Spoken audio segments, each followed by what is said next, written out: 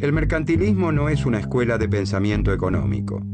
Es un conjunto de propuestas económicas desarticuladas entre sí que se formulan en distintos países y en distintos momentos a lo largo de 3 siglos y que, por lo tanto, van evolucionando con el tiempo. La primera corriente del pensamiento económico nace en Europa en una época de grandes cambios políticos, económicos, sociales y religiosos. El Renacimiento coloca al hombre en el centro del universo. Con la Reforma Protestante se justifica el individualismo, el afán de lucro. El ahorro y la vida austera propician la acumulación de riquezas. Estos cambios van socavando poco a poco el mundo feudal. El mercantilismo, como corriente del pensamiento económico, rompe con los moldes morales y religiosos que eran moneda corriente en la Edad Media. La economía abandona el ámbito de la moral para situarse en el de la política. Los mercantilistas son grandes mercaderes autodidactas, miembros de la corte o funcionarios de las compañías de comercio coloniales con preocupaciones eminentemente prácticas. Su principal interés es dilucidar cómo aumentar el poderío y bienestar del reino. Y el aumento en el poderío del reino depende de que crezcan las ganancias de los capitalistas comerciales, aseguran. Estos pensadores van elaborando una serie de recomendaciones para promover el bienestar de sus respectivas naciones, considerando al comercio exterior como la gran fuente del progreso.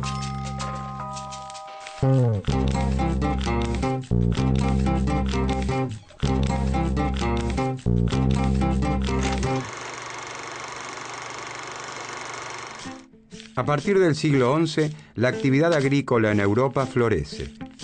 Ciertos avances en las técnicas de producción y la incorporación de nuevas extensiones de tierras provocan el crecimiento de la producción de cereales. Ese aumento en la producción provoca la generación de un excedente permanente. Es decir, la producción comienza a superar de modo permanente el consumo de la población. Ese excedente comienza a comercializarse en el mercado. Los señores feudales se enriquecen y con esa riqueza compran bienes de lujo de Oriente, especias, sedas, tinturas. Los mercaderes son viajantes de la Edad Media que traen los más variados productos. Vendedores ambulantes que se arriesgan a las travesías más audaces en busca de especias como el azafrán o el clavo de olor. Los mercaderes compran barato y venden muy caro. Comienzan a obtener abultadas diferencias de la reventa, una ganancia comercial. Aparecen las grandes compañías comerciales. Los capitalistas comerciales se enriquecen y son cada vez más poderosos.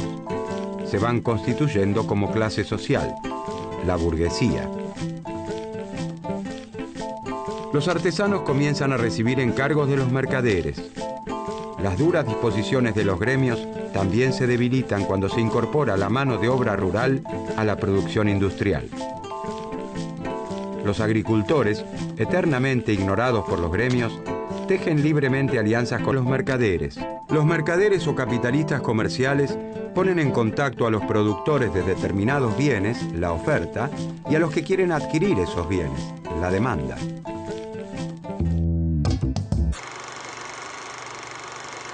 Ellos son el agricultor, el artesano, el señor feudal y el mercader. El agricultor, descendiente del siervo del sistema feudal, ha logrado cultivar mayores superficies que su abuelo gracias a modestos avances técnicos. Su trabajo genera ahora un excedente permanente que se comercializa en el mercado. El señor feudal, al igual que sus ancestros, sigue siendo el amo de sus dominios. Pero el excedente permanente de la explotación de sus tierras le ha permitido acceder a algunos bienes de lujo traídos de Oriente. El comercio se ha transformado en la actividad económica más dinámica de Europa, y sus representantes, los mercaderes, como nuestro personaje, obtienen una abultada ganancia entre los que compran en territorios lejanos y revenden en los feudos. Los gremios, asociaciones de maestros, oficiales y aprendices de un mismo oficio, que antes regulaban toda la actividad de los artesanos, resisten como pueden el arrasador embate del comercio, del mercader de nuestro ejemplo y de los demás mercaderes que ahora intentan imponer a los artesanos la cantidad y variedad de bienes que necesitan para el intercambio. El mercader y los demás mercaderes recurren entonces a la mano de obra rural para atender los encargos que les hacen. La mujer del agricultor, sus hijas y otras vecinas del campo comienzan a tejer algunas prendas que el mercader vende en otros mercados.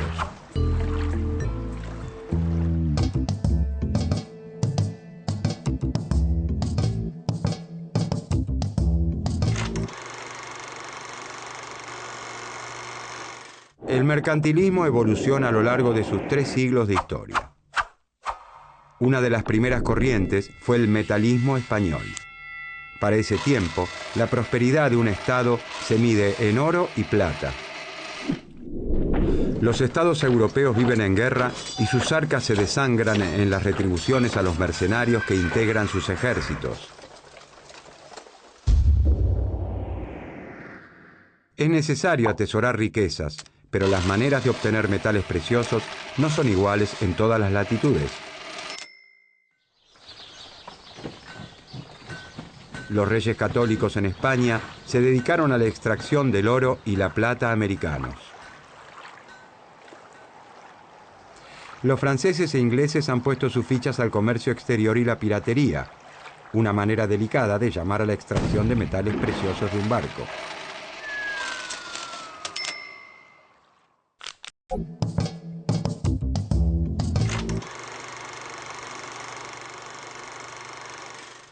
A principios del siglo XVII se comienza a alentar en Francia la producción local de manufacturas reales, productos de lujo como tapices, cristales o porcelanas.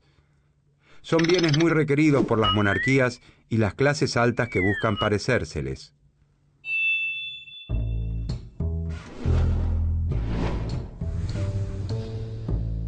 Como ahora se los produce en el país, ya no es necesario importarlos y se reduce la salida de metales preciosos. Pero además estos bienes de lujo se venden a un precio muy superior al de las materias primas con las que son elaborados. Por lo tanto, su venta genera una mayor riqueza. Si además se logra exportarlos, el efecto es aún mayor. No conviene exportar lana de oveja, sino transformarla en hilados y tejidos y venderlas a un precio mayor. En cambio, se estimulará la importación de materias primas para que se produzcan, internamente con ellas, bienes elaborados. En Inglaterra se dictan las leyes de navegación, donde se establece que todas las mercaderías de ese país deben ser trasladadas únicamente por buques ingleses. Para medir el alcance de la política de venderles a otros países más de lo que se les compra, los mercantilistas analizarían la balanza comercial.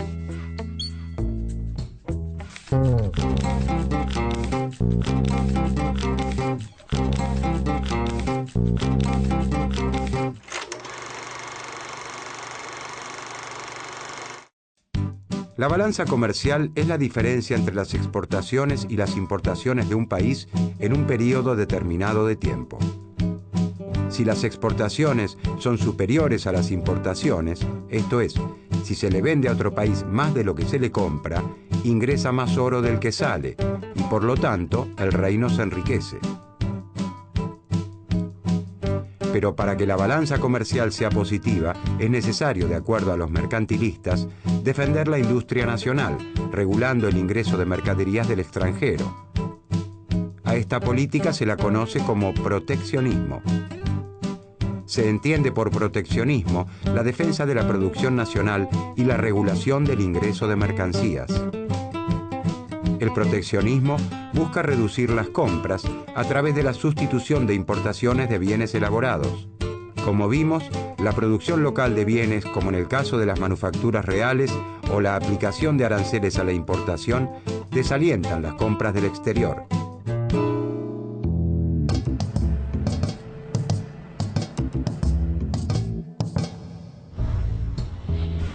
Quien domina el mar, domina el comercio. Quien domina el comercio, domina la riqueza del mundo y, por ende, el propio mundo.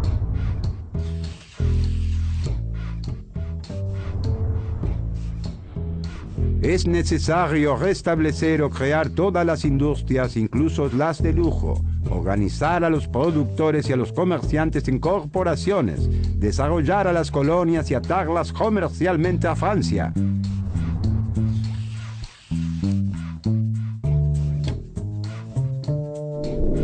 No es la abundancia de oro y plata o la cantidad de perlas y diamantes lo que hace a los estados ricos y opulentos. Es la consecución de los bienes necesarios para la vida.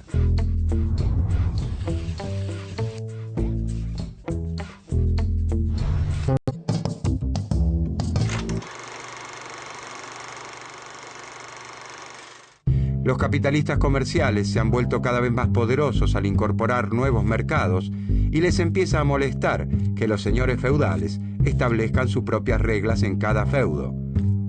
Por eso, comienzan a propiciar la unificación de los mercados. Por otro lado, algunos señores feudales han incorporado a sus dominios extensos territorios. La unificación política de esos dominios da origen a verdaderos estados modernos que se organizan en forma de monarquías. La monarquía es una forma de gobierno donde el poder supremo corresponde con carácter vitalicio a un monarca o rey. Los capitalistas comerciales comienzan a hacerle la corte al rey, hasta convencerlo de la necesidad de fortalecer a los incipientes estados nacionales. Para fortalecer a los estados nacionales como territorios unidos y delimitados, el rey deberá debilitar a los feudos para que se subordinen a su poder. También deberá sostener poderosos ejércitos, controlar mercados y desarrollar el comercio exterior con nuevas rutas comerciales como la que aventuró a Cristóbal Colón a llegar a las Indias.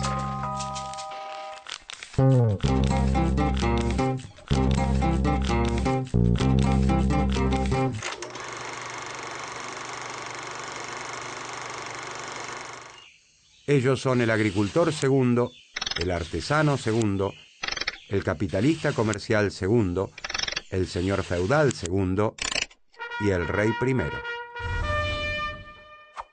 El señor feudal segundo, a diferencia de su tatarabuelo, ya no es amo de todos sus dominios.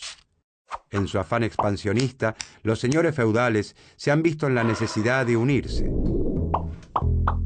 Esa unión ha sembrado la semilla de los estados modernos, donde el señor feudal segundo y sus colegas, para unificar el poder, han tenido que subordinarse a la autoridad de un rey. Aparecen la Francia de Luis XI, la España de los Reyes Católicos, la Inglaterra de Enrique VIII y la monarquía de nuestro rey.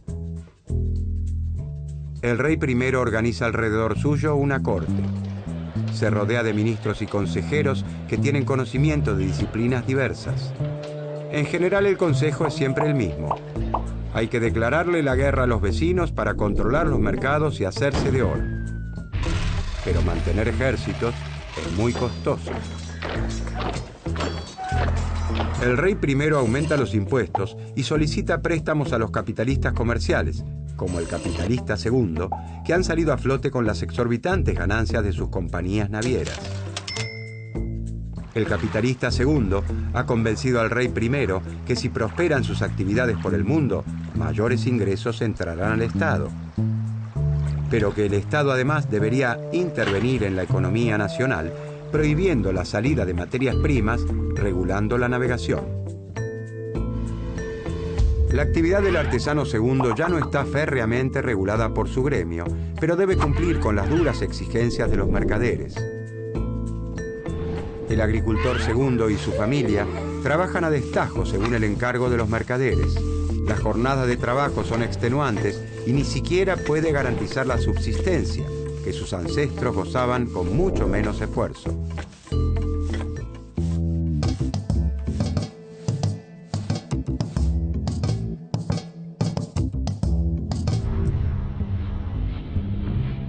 Solamente la abundancia de dinero dentro de un Estado marca qué tan grande y poderoso es.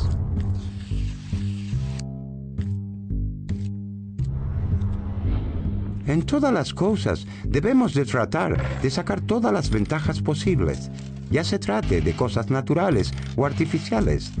Y puesto que la gente que vive de los oficios es mucho más numerosa que los que son dueños de los frutos, debemos lo más cuidadosamente posible sostener estos esfuerzos de la multitud, en lo que consiste el mayor vigor y riqueza tanto del rey como del reino, puesto que donde la población es numerosa y las manufacturas buenas, el comercio debe ser grande y el país rico.